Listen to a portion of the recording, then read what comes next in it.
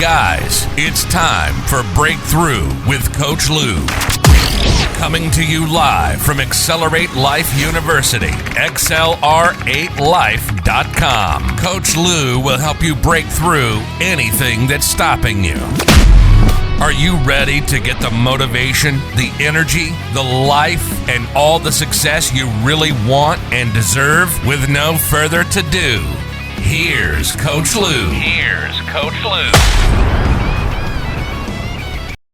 My friends, it is time for another episode of Breakthrough with Coach Lou, Wednesday edition. All right, today's the day we're going to learn about what we were talking about on Monday.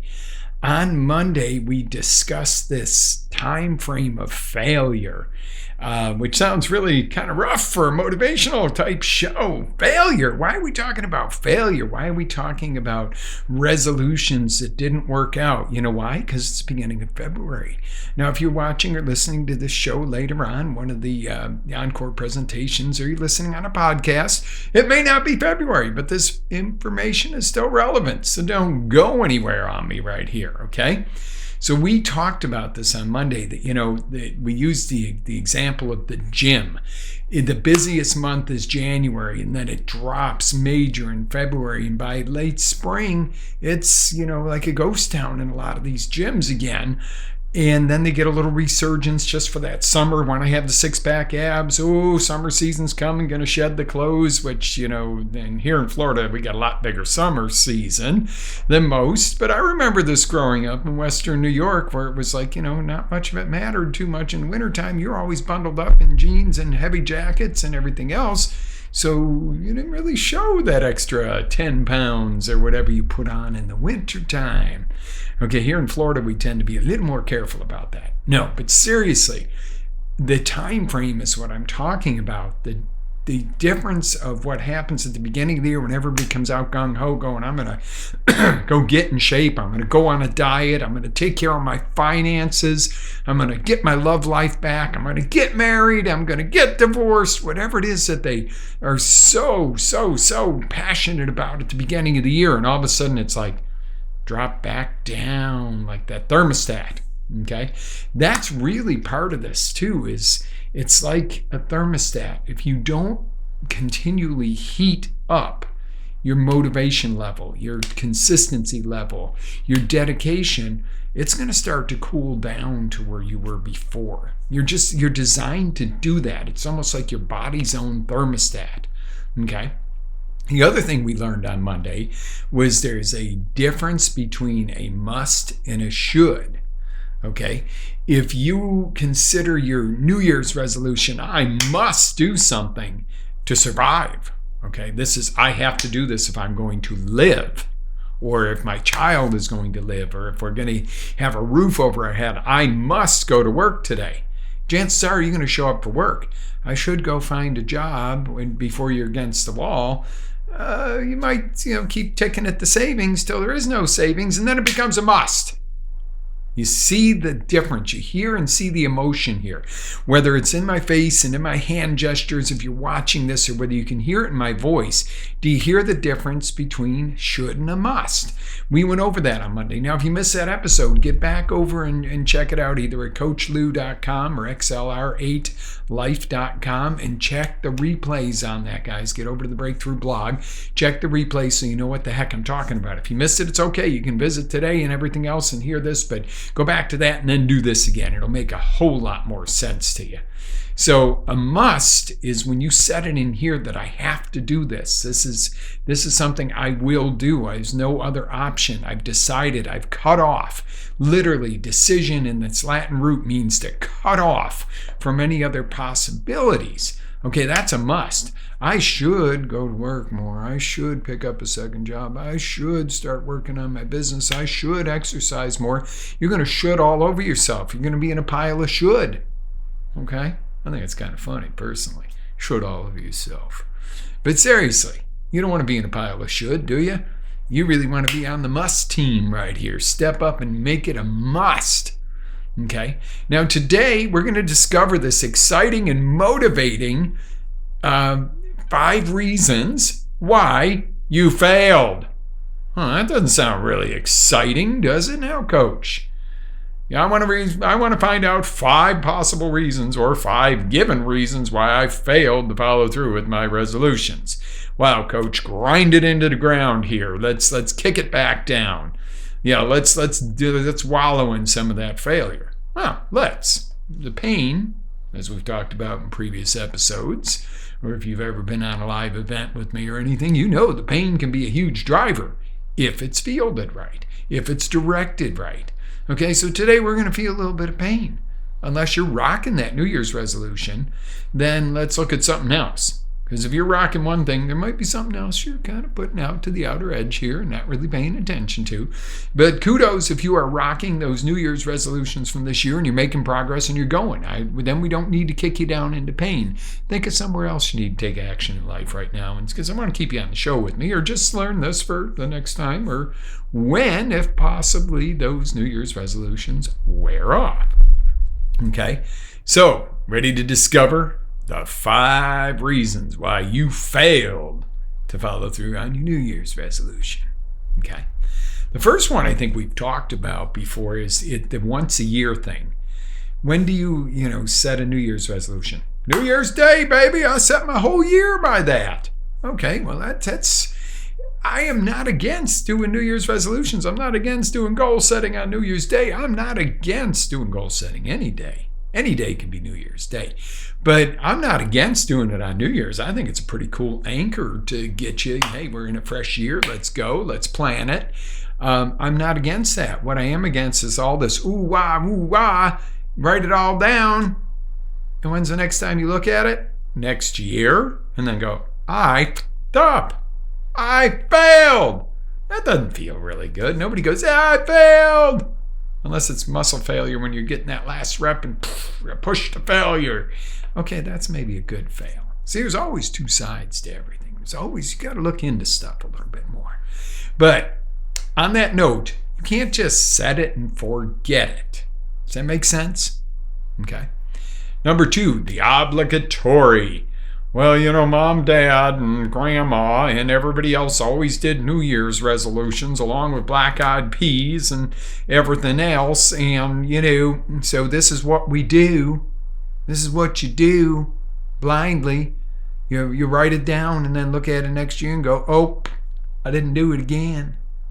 Okay? Is that really what you want to do? You want to do it because it's the thing to do, or, oh yeah, here we go. Let's note down some resolutions. Let's shut the kids up. They're telling us we need to eat better or something. Obligation is one of the things that causes you to fail. I'm doing this because how many young people, we were talking about this today over breakfast, how many youngins right now are going to school for things that they're never going to use? They're burying themselves in debt, when in fact they could get out and start a career. Go to school. I'm not against education. That's what you're doing right here with me. I love education. The education is useful.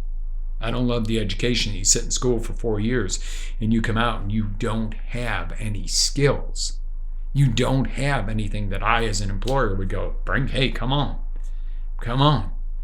I'm like, okay, you know how to talk about history and philosophy and you know how to sit around and have a cup of coffee and discuss stuff.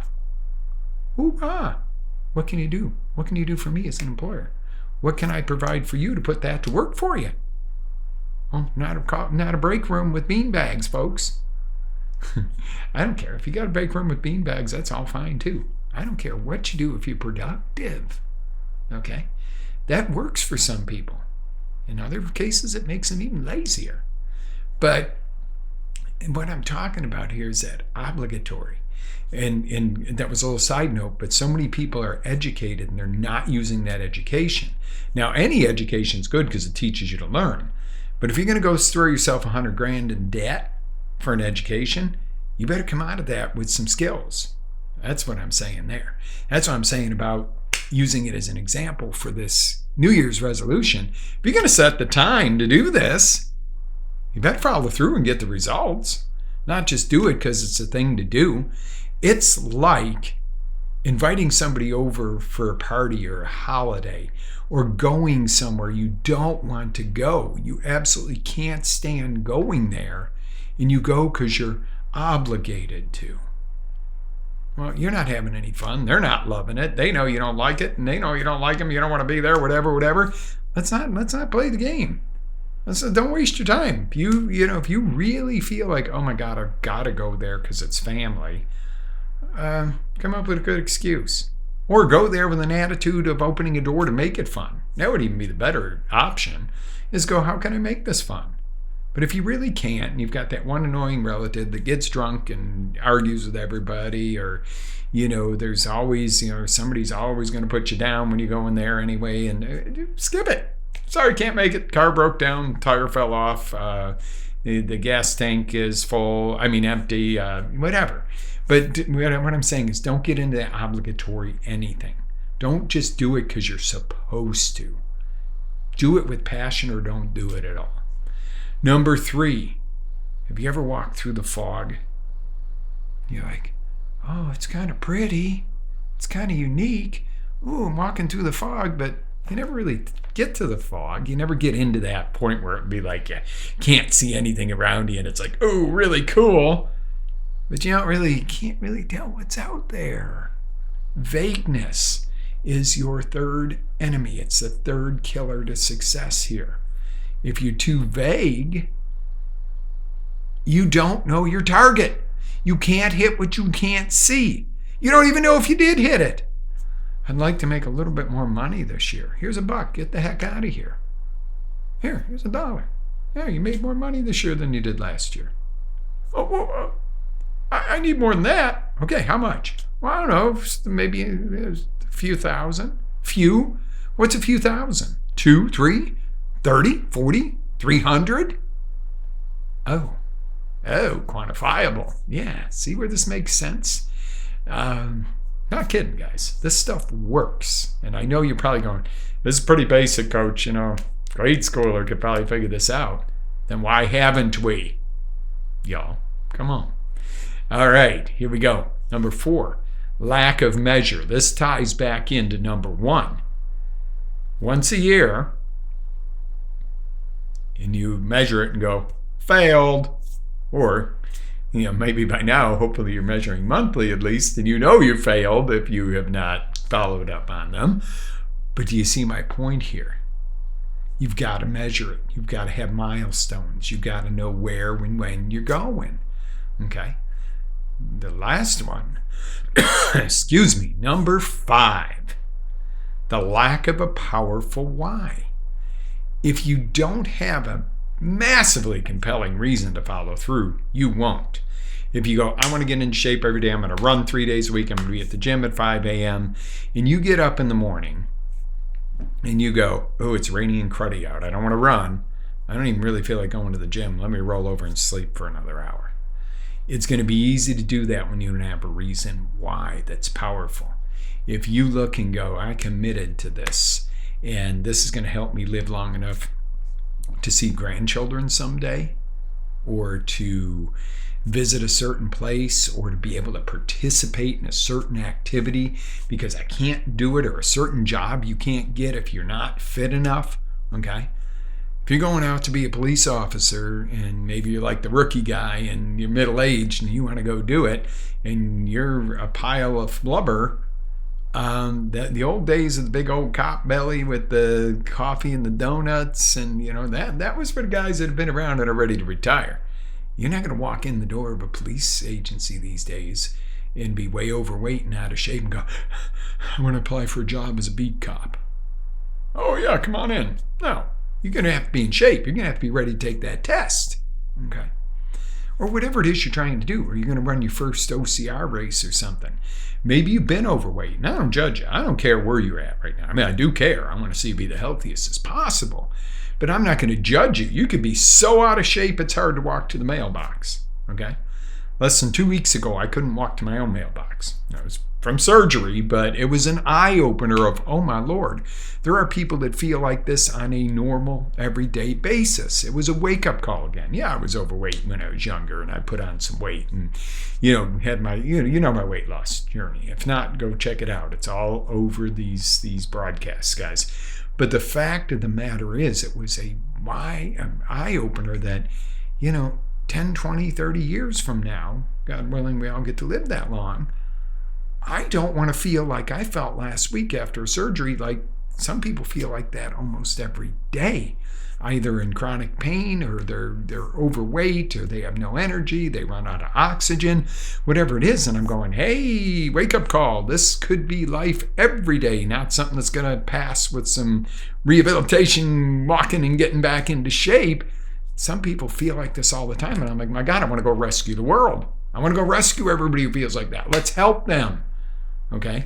That's a powerful why to get me back in the saddle for me. That was a really powerful why. Number one, I don't want to be there. I don't ever want to feel like that again. Number two, I know there's too many people that feel like that in this world. And if you're one of them, reach out to me. Let's get some coaching. Let's get some stuff happening for you.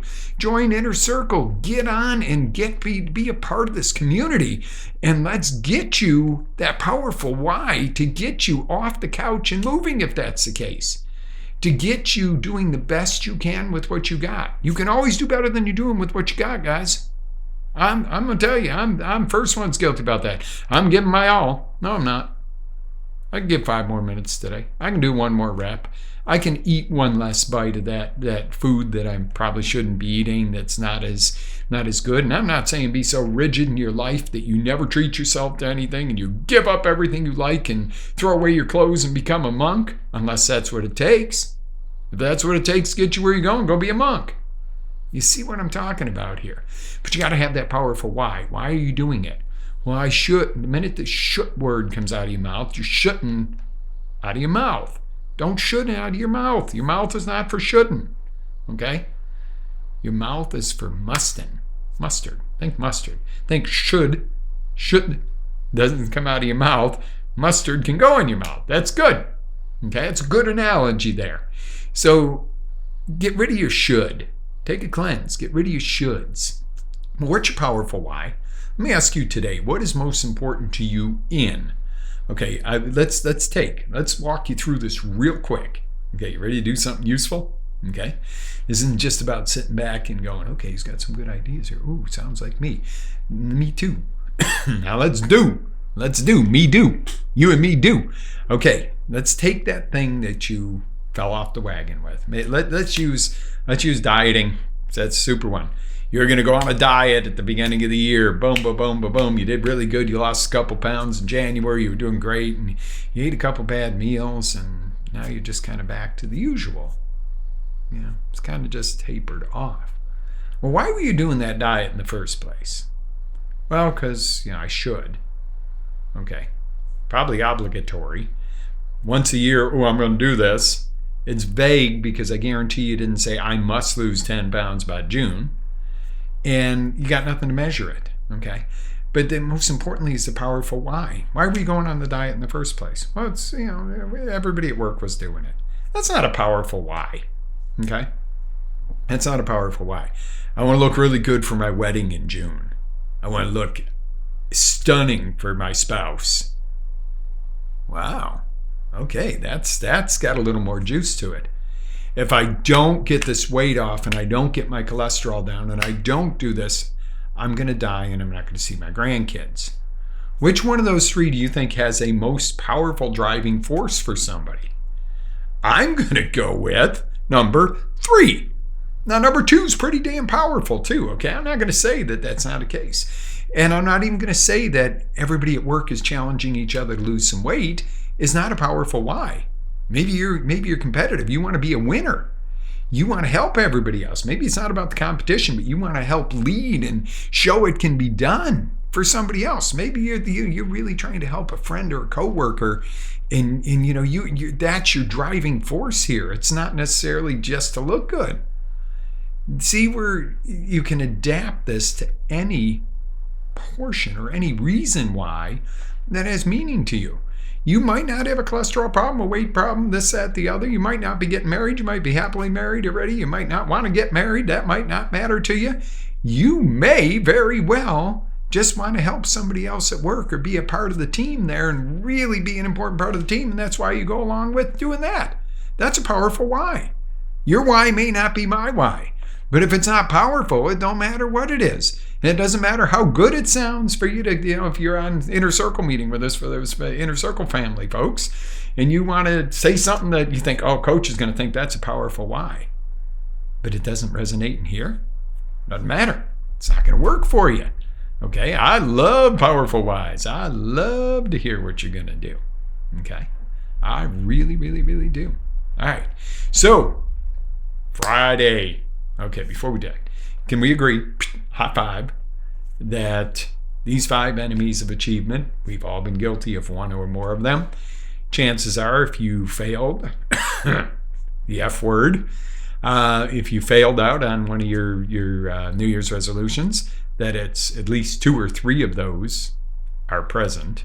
One usually doesn't make you fail out. Could, but if you got 4 or 5 of those, 3 of those under control, you're probably making some progress. But if you got 2 or 3 or 4 that are not in your control and you're not using those 5, hey, jump on it. Let's go. All right. So there it is. So what are we going to do Friday? What are we going to do about Friday? Well, Friday is the best part of the week. Why? Because you can celebrate your successes. What are we going to do about Friday? Friday, we're going to implement this stuff. And I am going to share a little secret. No, a rather large secret with you.